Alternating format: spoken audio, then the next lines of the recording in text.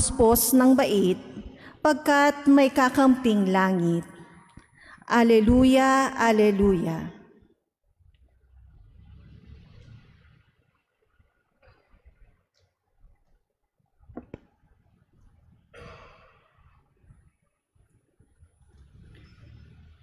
Sumainyo ang Panginoon. At sumainyo rin. Ang mabuting balita ng Panginoon ayon kay San Marcos. Papuri sa iyo, Panginoon.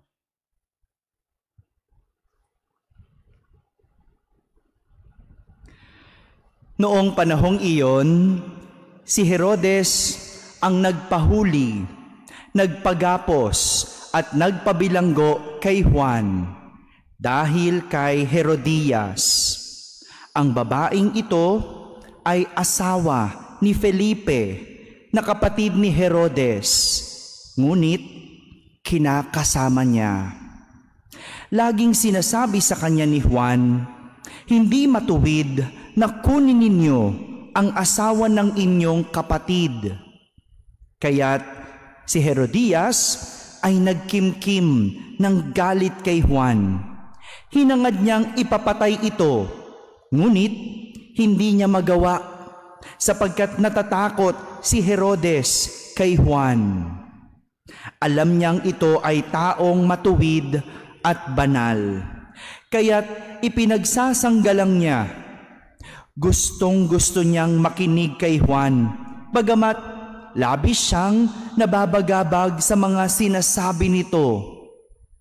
Sa wakas ay nagkaroon ng pagkakataon si Herodias nang anyayahan ni Herodes sa kanyang kaarawan ang kanyang mga kagawad, mga pinuno ng hukbo at ang mga pangunahing mamamayan ng Galilea. Pumasok ang anak na babae ni Herodias at nagsayaw.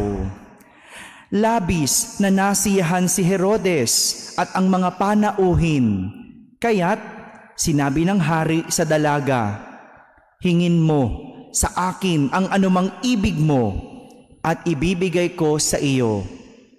At naisumpay pa niyang ibibigay kahit ang kalahati ng kanyang kaharian kung ito ang hihilingin. Lumabas ang dalaga at tinanong ang kanyang ina, "Ano ang hihingin ko?"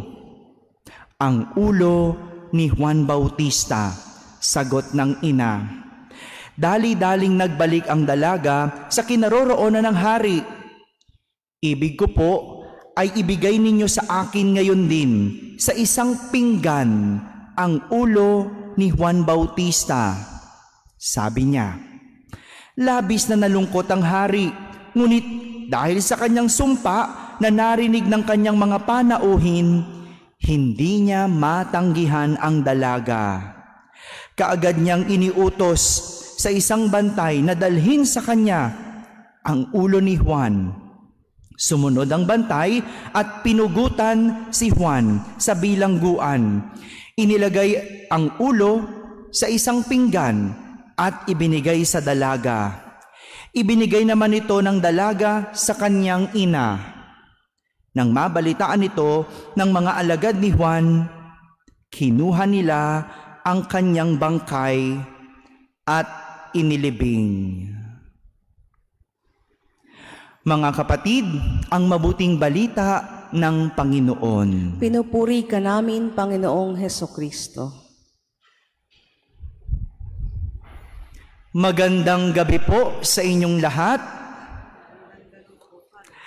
Ngayon pong araw na ito ay ating ginugunita ang pagpapakasakit ni San Juan Bautista. Kung babalikan po natin ang kwentong narinig natin sa ating ebanghelyo, gustong-gusto ni Haring Herodes makinig kay Juan. Bagamat labis siyang nababagabag sa mga sinasabi nito. Gusto niyang makinig, pero nababagabag siya.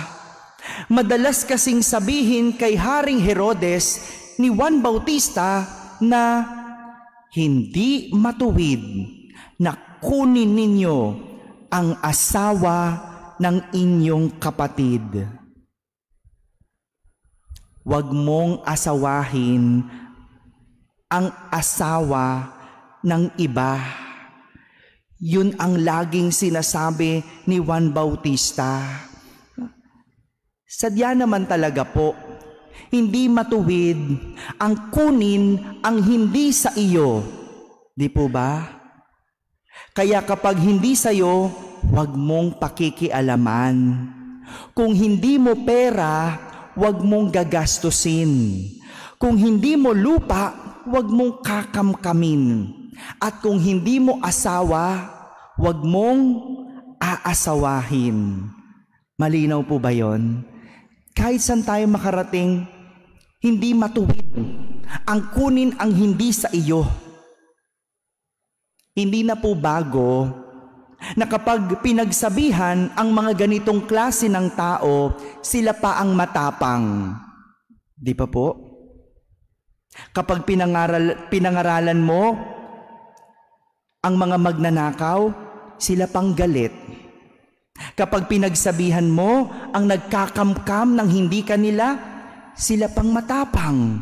Diba? Pag pinaalis mo, hindi nyo po lupa iyan, sila pa yung galit. No? Katwiran nila, matagal na kami dito. Kahit gano'n ka kapakatagal, kung hindi iyo, mali. Hindi matuwid. Kaya huwag mong kamkamin. Kapag pinagsabihan mo ang mga nangangalunya, hindi ba? Sila pa ang mayayabang. Hindi na po ito bago. Kasi kahit noon, si Herodias, ang inasawa ni Herodes, nagkimkim din ng galit kay Juan. Nagagalit siya sa tuwing mangangaral si Juan na mali ang kanilang ginagawa. Sabi nga, gusto niyang ipapatay. Ganun yung galit ni Herodias kay Juan Bautista. Gustong ipapatay. At maski naman itong si Haring Herodes, hindi ba, ipinabilanggo niya si Juan dahil sa kanyang mga sinasabi. Kaya nga, nang magkaroon ng pagkakataon si Herodias, hiniling niya ang ulo ni Juan Bautista kapalit ng magandang sayaw ng kanyang anak. Ipinangako kasi ng hari na ibibigay kahit kalahati ng kanyang kaharian. Kasi nasiyahan siya doon sa sayaw. Ano kayang sayaw yun? Na kaya mong ibigay kahit anong hiling. Ini-imagine ko, ano kaya yung sayaw ni nung anak ni Herodias? Ba't ganun na lang? Itong si Haring Herodes na ibibigay kahit ano. Ano kayang klaseng sayaw yon? Napapaisip din kayo, ano po? Pero ganun na nangyari. Pero hindi naman kayamanan ng hiningi. Ang hiningi, ulo ni Juan Bautista. Sa una, hindi naging madali sa hari ang desisyon. Sapagkat sabi niya, labis siyang nalungkot.